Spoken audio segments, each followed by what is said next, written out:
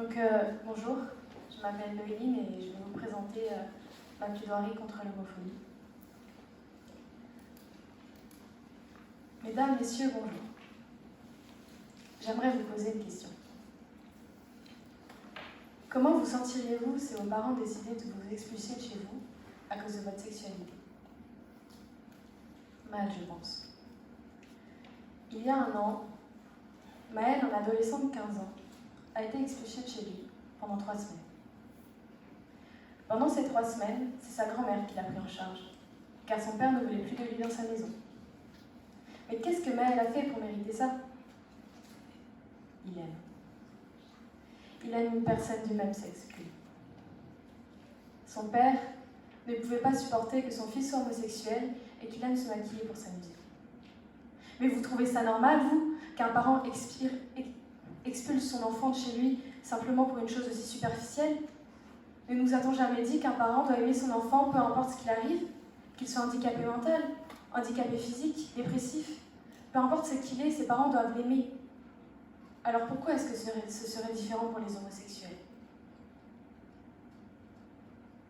Aujourd'hui, l'homosexualité est pénalisée dans près d'un pays sur deux, et est parfois passible de la peine de mort.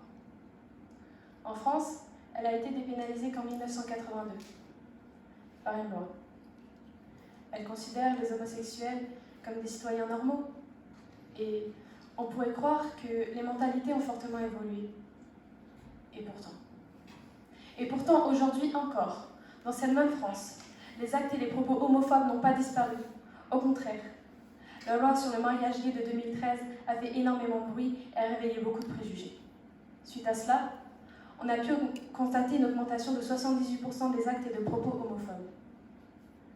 Le rapport annuel de SOS Homophobie détaille de nombreux cas de discrimination et de harcèlement en milieu scolaire et sur des lieux de travail. Il est important de reconnaître que l'homosexualité n'est pas... Il est important de reconnaître que l'homosexualité n'est pas une maladie mentale, comme pourraient penser de nombreux homophobes. Mais...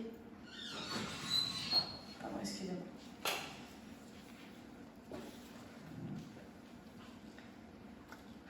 Il est donc de notre responsabilité, en tant que société, de faire en sorte que les personnes homosexuelles puissent vivre leur vie en toute sécurité et en toute égalité, et de mettre fin à ces discriminations. Il est également important de reconnaître que l'homosexualité est une orientation sexuelle innée, qui ne peut pas être modifiée. Les personnes homosexuelles ne choisissent pas d'être attirées par des personnes du même sexe qu'eux, comme les personnes hétérosexuelles ne choisissent pas d'être attirées par des personnes des sexes opposés.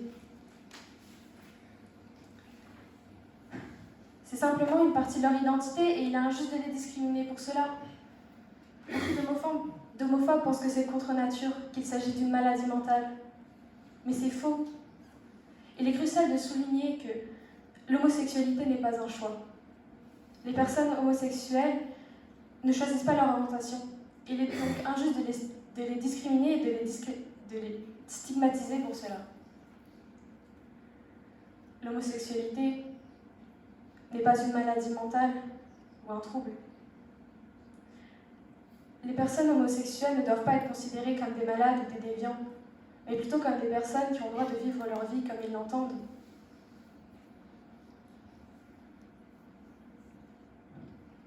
L'homosexualité n'a pas besoin d'être guérie, mais plutôt acceptée et respectée. Certains pensent aussi que le fait d'être homosexuel ne permet pas d'avoir de descendance. Mais l'être humain vivrait-il seulement pour se reproduire? Vous ne trouvez pas que c'est absurde? Aujourd'hui, beaucoup de couples homosexuels se voient refuser l'adoption d'enfants, alors qu'elle est autorisée à tous les couples mariés.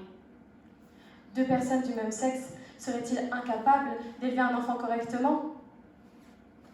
Les personnes homosexuelles ont les mêmes droits que les personnes hétérosexuelles.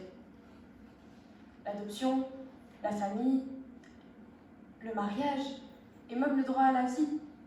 Ce sont des droits fondamentaux qui doivent être accessibles à tous, indépendamment de leur orientation sexuelle. D'autres pensent que les homosexuels sont des pédophiles. Parce que oui, il existe des stéréotypes et des préjugés qui associent la pédophilie et l'homosexualité. Ce qui est non seulement incorrect, mais aussi très préjudiciable pour les personnes homosexuelles.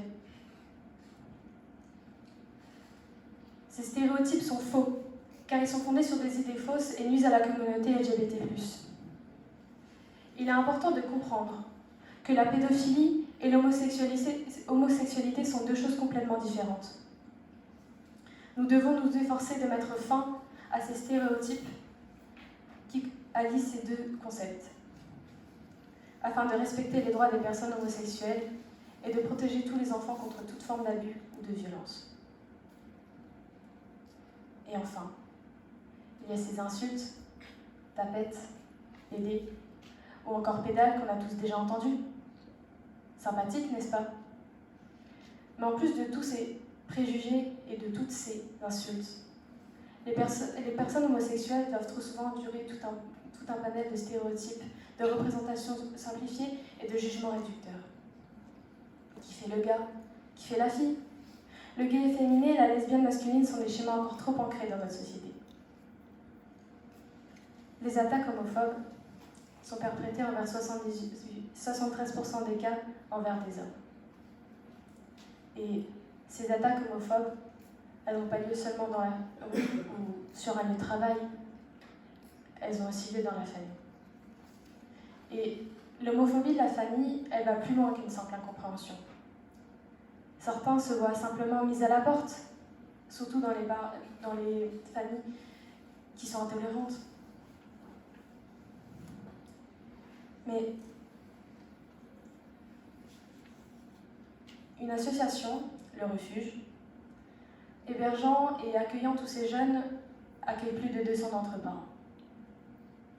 Et si Maël aujourd'hui a réussi à retourner chez lui sans avoir eu besoin de faire appel à cette association, c'est parce qu'il en a longuement parlé avec son père et qu'ils ont fait des compromis pour qu'ils puissent s'entendre. Mais ce n'est pas le cas de tous ces jeunes rejetés. Alors non, les homosexuels ne sont pas incapables d'élever des enfants. Non, homosexualité ne rime pas avec pédophilie. Non, ce n'est pas contre nature. L'homosexualité fait partie des droits individuels de chacun de disposer de son propre corps comme il l'entend. Il est temps de cesser d'avoir peur de ceux qui paraissent si différents de nous. Il est temps de prendre conscience, de réfléchir et d'agir. Notre génération, et toute celle d'après, ont le pouvoir et le devoir de faire changer les choses et de faire cesser l'homophobie. Merci de m'avoir écouté.